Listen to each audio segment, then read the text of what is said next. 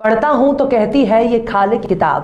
पढ़ता हूं तो कहती है ये खालिक की किताब है मिसल यहूदी ये सऊदी भी अजाब। उस कौम के बारे में कमर क्या लिखें, उस कौम के बारे में कमर क्या लिखें, काबे की कमाई से जो पीते हैं शराब। सलाम नमस्ते सत श्री अकाल, मैं हूं आपके साथ हर्षिता मिश्रा और आप देख रहे हैं टाइम्स मेल। अल हिजाज, हिजाज मुकद्दस या फिर हिजाज, एक ऐसा देश जहां इस्लाम के आखिरी पैगंबर की आमद हुई, ऐसा देश जो अपने अदल और इंसाफ के लिए जाना जाता है, एक ऐसा देश जहां नाइंसाफी बिल्कुल भी बर्दाश्त नहीं की जाती, ऐसा देश जिसे आखिरी नबी का मुल्क कहा जाता है, एक ऐसा देश जिसकी भाषा अरबी है, जिसे सकाफत और तहजीब वाला देश माना जाता है, एक ऐसा देश जहां संविधान ही कुरान और कुरान ही कानून, ऐसा देश जो खुद को मूर्ति पूजा से पाक मानता है, जिसे शरीयत पर अमल करने वाला देश माना जाता है, यानी आज का सऊदी अरब। किसी जमाने में हिजाज को खिलाफते उस्मानिया यानी उस्मानी तुर्क साम्राज्य का हिस्सा माना जाता था, लेकिन नस्लवाद और राष्ट्रवाद की हवा ने इस मुल्क को तोड़कर एक अलग मुल्क बना दिया। सऊदी अरब को एक देश के तौर पर बनाने में सबसे बड़ा योगदान उन्हीं पश्चिमी देशों का रहा है जिनको मुसलमान अपना सबसे बड़ा दुश्मन मानते हैं। सऊदी अरब ही नहीं बल्कि अरब का पूरा इलाका ही तुर्क साम्राज्य का हिस्सा हुआ करता था। आज आप जितने भी छोटे और बड़े अरबी बोलने वाले मुस्लिम देश देख रहे हैं, किसी जमाने में ये सब एक ही मुल्क हुआ करते थे, लेकिन राजपाट के लालच ने पूरे अरब और तुर्क सल्तनत को कई छोटे छोटे देशों में बांट कर दिया। आले सऊद और उनकी औलादों ने बारी बारी से अरब की सरजमीन पर हुकूमत की। अल सऊद के नाम पर इस मुल्क का नाम सऊदी अरब रखा गया, वरना इसका नाम अल हिजाज हुआ करता था। अपनी बादशाहत के दौरान आले सऊद ने पूरी दुनिया को इस्लाम का एक नया पैगाम देना शुरू कर दिया, जिसे दुनिया के बहुत से देशों ने गलत माना। इस्लाम के नाम पर एक नई विचारधारा भी दुनिया के सामने पेश कर दी, जिसके तहत आले सऊद की नजर में कलमा गो मुसलमान सही रास्ते पर चलने वाले मुसलमान नहीं थे। अपनी इस विचारधारा का प्रचार प्रसार करने के लिए सऊदी अरब पर दुनिया भर में फंडिंग करने का आरोप भी लगता रहा है, लेकिन बादशाहत की नई नस्लें किसी और रास्ते पर ही निकल पड़ी हैं। अब सऊदी अरब आने वाले चंद सालों में खुद को पूरी तरह से बदलने जा रहा है। सऊदी अरब अब पहले जैसा नहीं रह जाएगा, जिसे आप इस्लाम का सबसे बड़ा गढ़ मानते हैं। सऊदी अरब ने अब खुद को अमेरिका और इजराइल की गोद में खेलने के लिए पूरी तरह से तैयार कर लिया। यूं तो अरब और अरबियों के बारे में पैगंबर इस्लाम हजरत मोहम्मद ने बर्बादी और तबाही की भविष्यवाणी की है, लेकिन सऊदी अरब के इस बदलाव को अगर गौर से देखा जाए तो ऐसा लगता है कि पैगंबर की भविष्यवाणी अब सच साबित होने के करीब पहुंच चुकी है।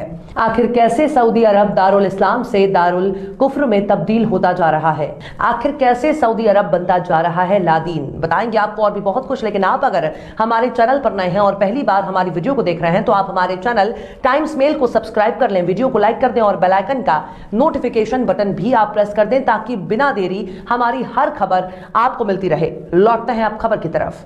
सऊदी अरब अब खुद को इतिहास की सबसे तब्दीली से गुजरता देख रहा है, जहां नाच गाना और हर तरह की अश्लीलता को आम होता देखा जा सकता है, जिसका विरोध करने वाला खुद सऊदी अरब हुआ करता है। लेकिन सऊदी अरब की धरती पर अभी हाल ही में डांस और म्यूजिक का बहुत बड़ा ऐतिहासिक प्रोग्राम कराया गया है, जिसमें बेशुमार लोग शामिल हुए। इस्लाम में सहाबा को एक खास मुकाम हासिल है, लेकिन अब सहाबा की औलादें ही नाच गाने में इतना डूब चुकी हैं कि इनकी हरकतें देखकर इस्लामी दुनिया ही हैरान है। यानी सहाबा की औलादें, और ऐसा हाल वो भी अरब की जमीन पर जहां शरिया कानून लागू है। सऊदी प्रिंस मोहम्मद बिन सलमान की दावत पर रियाद शहर में बॉलीवुड स्टार सलमान खान, शिल्पा शेट्टी और जस्टिन बीबर समेत कई नामचीन हस्तियों ने शिरकत की। वहां जमकर नाच गाना हुआ। सऊदी अरब के अंदर सलमान खान के नाच गाने को देखने के लिए अरब के शेख टूट पड़े। सलमान खान और शिल्पा शेट्टी ने ऐसा नाच नाचा कि सऊदी अरब में नजदियों की नई नस्लें बेशर्मी की सारी हदें पार कर दी। यूं समझ लीजिए कि बेहयाई को दिखाने के लिए तड़प उठी। लगभग 80,000 लोग इस प्रोग्राम को देखने के लिए मचल उठे। जिस देश के परचम पर कलमा ए तैयबा लिखा हो, उस देश के लोगों ने अपने कौमी परचम को नाच गाने के दौरान खूब लहराया। वहीं दूसरी तरफ नास्तिक होने के लिए उतावले हो रहे सऊदी अरब ने अब आस्तिकता का प्रचार करने वाले तबलीगी जमात पर पाबंदी लगा दी है। माना जाता है कि सऊदी अरब ने आतंकी गतिविधियों के शक में तबलीगी जमात पर रोक लगा दी है।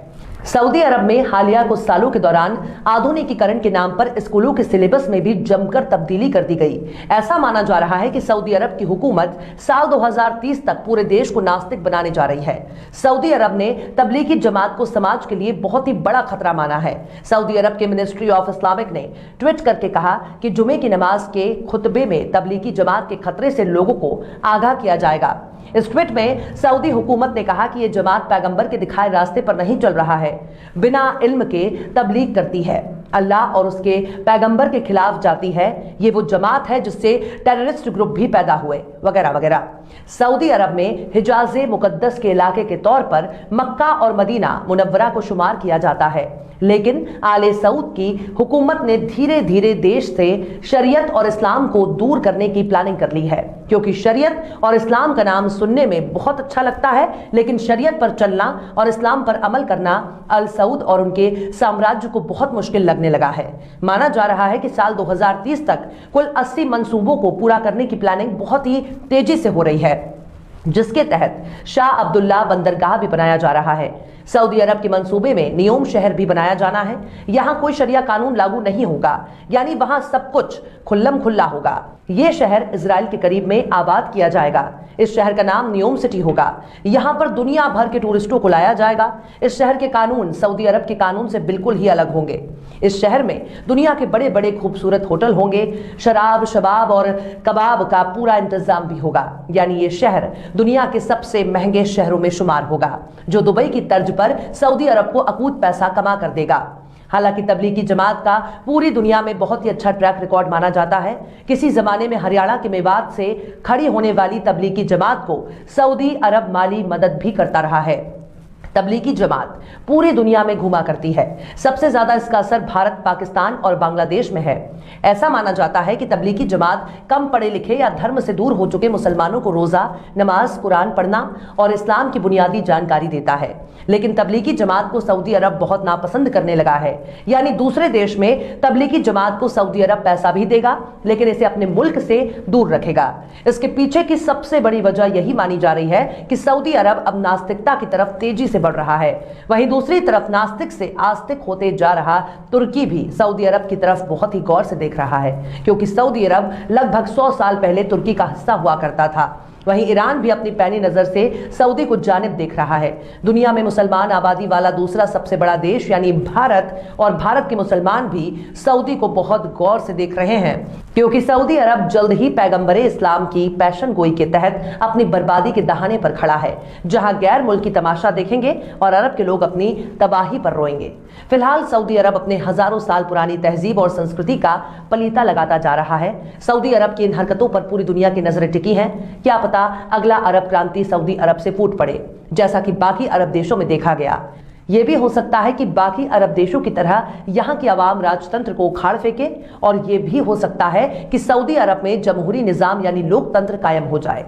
फिलहाल आगे आगे देखिए क्या होता है। और फिर चलते चलते आखिर में अल्लामा इकबाल ने भी क्या खूब फरमाया है, वाइज कौम की वो पुख्ता ख्याली न रही, वाइज कौम की वो पुख्ता ख्याली न रही, बर के तबई न रही, शोला मकाली न रही, रह गई रस्म अज़ार रूए बिलाली ना रही।